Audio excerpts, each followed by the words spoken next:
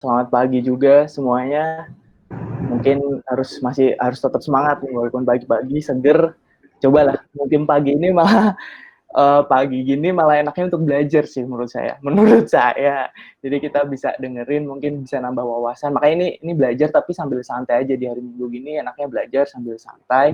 Sambil mungkin nanti juga kita akan ada sharing kan, sharing diskusi bareng. Siapa tahu selama seminggu ini nemu yang mungkin belum pernah ngerjain data, terus ngerjain data, nemu insight baru atau nemu kendala, atau yang udah sering tapi nemu temu-temuan yang baru nih menarik. Nah, kayak gitu mungkin bisa sharing di sini. Nah, pagi ini saya coba untuk sharing juga terkait mungkin untuk memulai kenapa sih kita belajar data, kenapa sih data analis gitu, atau mungkin yang lagi ngetren juga kenapa sih data scientist kayak gitu. Nanti berikut ada beberapa outline-nya, kenapa data, terus nanti ada kita ngebahas sedikit statistik, ada data analis, ada data science, terus introduction-nya juga gimana sih kita mulai jadi data analis, nanti poin-poinnya gitu. Terus ada sedikit deskriptif statistik dan ada review. Mungkin nanti juga Q&A session lah biasanya. Oke, saya lanjut ya langsung ya. Why data? Wih, keren nih bahasa Inggris. Kenapa data? Nah, kita tahu juga nih, teknologi sekarang ini berkembang banget.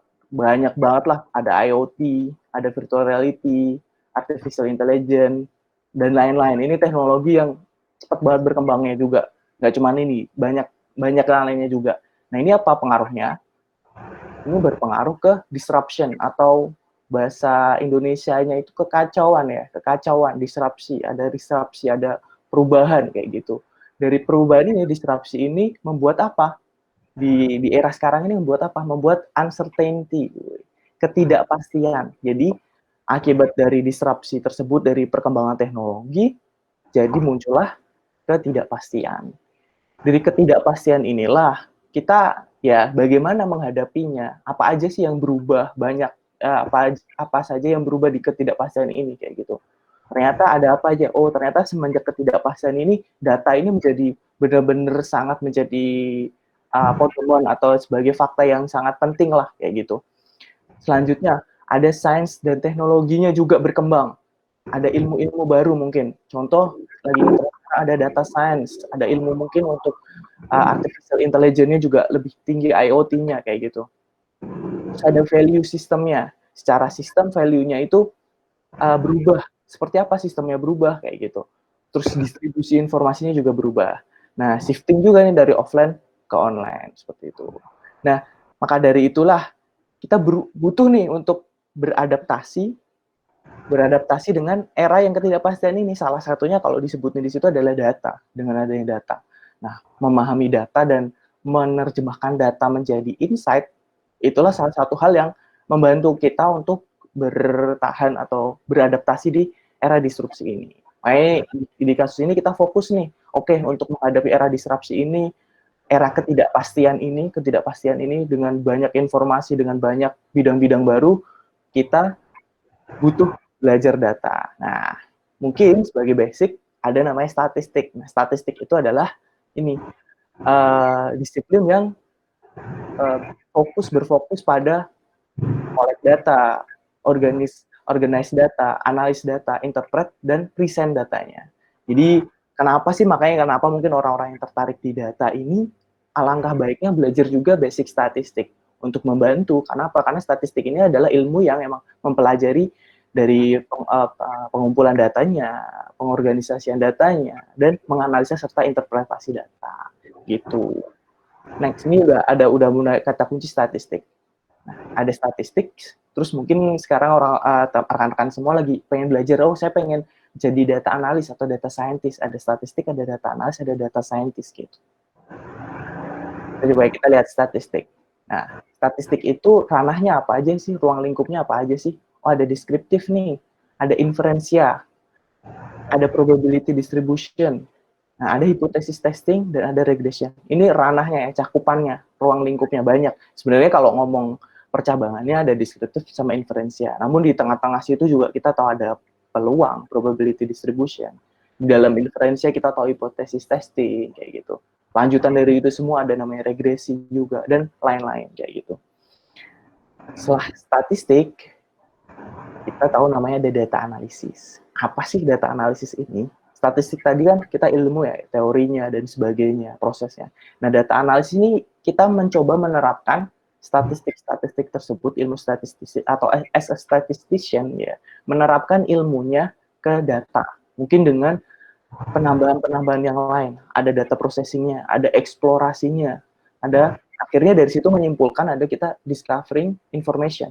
Jadi di level data analysis ini adalah level di mana kita menemukan informasi atau setidaknya memberikan rangkuman informasi kayak gitu, discovering information yang menemukan informasinya gitu, faktanya apa seperti itu. Lalu masuk ke kesimpulannya juga, conclusionnya seperti apa. Next, nah selanjutnya berkembang nih. Jadi dari statistik ke data analis ini perkembangan ya. Kalau menurut sejarah, biar keren dikit ya. Menurut sejarah ada salah satu ilmuwan statistik yang mungkin dari teman-teman statistik tahu, Tukey. Nah, beliau ini adalah statistician. Cuman selama prosesnya beliau merasa kayaknya beliau lebih condong untuk lebih dekat ke data daripada ke theoretical dari statistician ya, bukan ke statistician yang ke mathematicalnya, tapi lebih ke statistician yang benar pengolahan datanya. Nah, beliau ini merumuskan atau mencetuskan suatu buku atau penulisan tentang the future of data analysis, data analis lah. Nah, ini adalah tonggak utama munculnya ilmu data analis atau data analisis ini ke ranah data science. Jadi perkembangan ya dari statistik menjadi data analisis, jadi analisis ini lalu ada sekarang namanya data science, ilmu baru nih gitu. Di dalam data science ini ada apa aja? Ada statistiknya juga, ada data analisisnya juga, ada data preparation karena data science ini udah yang tadi di era uncertainty datanya udah makin banyak, big data perlu preparation yang lebih bagus kayak gitu. Nah, ada predictionnya juga, ada prescription. Jadi data science ini nggak cuman discovering information, tapi juga predict juga. Dan juga prescription. Prescription ini adalah kalau bahasa sederhana itu kayak dokter ngasih resep, kita ngasih rekomendasi. Tapi yang resep dokter itu kan bukan rekomendasi yang asal-asalan atau resep asal-asalan. Itu resep yang emang berdasarkan, apakah berdasarkan prediksi, atau berdasarkan descriptive atau discovering information yang udah kita lakukan. Dan data science ini pula juga termasuk science yang interdisipliner science. Jadi nggak cuma anak statistik, bukan. Ini nggak cuma anak matematik, mungkin bukan. Nggak cuma anak computer science, tapi ya penggabungan beberapa ilmu yang lain. Dan juga ada domain knowledge masing-masing bidang, seperti itu.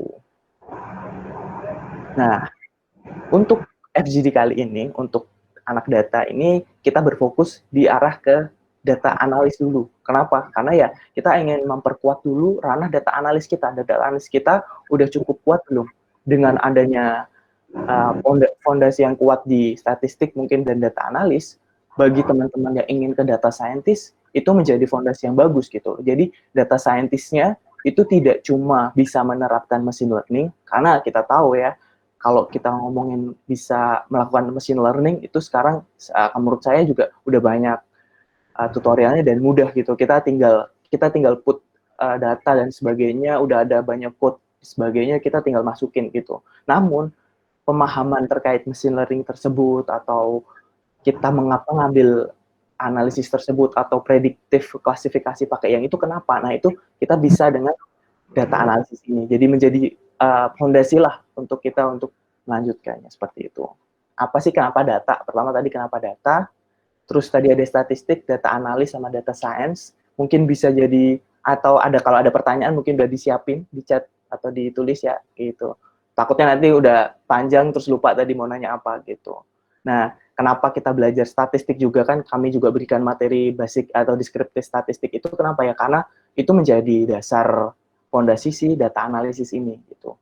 Ini kita pengennya sih kalian nggak cuma sebagai data analis itu bisa ngelakuin tugas. Misal kita kasih tugas selesai enggak, tapi kita emang benar-benar berusaha untuk dari memberikan fondasi yang tepat kayak gitu, fondasi yang pas lah untuk menjadi data analisis. Gitu. Mungkin next ya. Nah, selanjutnya ini beberapa poin nih, bagaimana sih jadi data analis. Kemarin juga saya share materinya, ada basic statistik, deskriptif inferensia, minimal seperti itu. Ada tahu tools-toolsnya apa aja, terus tahu database, mungkin nanti teman-teman yang belum coba kulik-kulik apa sih database kayak gitu. terus workflow-nya juga lumayan jelas gitu. Oh, ternyata data analis itu ada workflow-nya, ada prosesnya, ada urut-urutannya lah kayak gitu. Dan terakhir adalah komunikasi. Jadi kita nggak cuma analisis, tapi kita juga berusaha untuk menerjemahkan itu dari hasil ke komunikasinya juga, visualisasinya bagus dan mendapatkan insight seperti itu.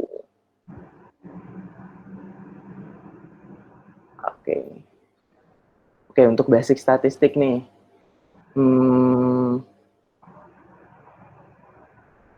How to collect, organize, analyze, interpret, dan present data. Jadi tadi kan dijelasin statistik itu adalah gimana ngumpulin, organize data juga, nanti ada beberapa kayak tabel frekuensi, organize data, pemilihan data, analis data, interpretasi data, dan present datanya juga.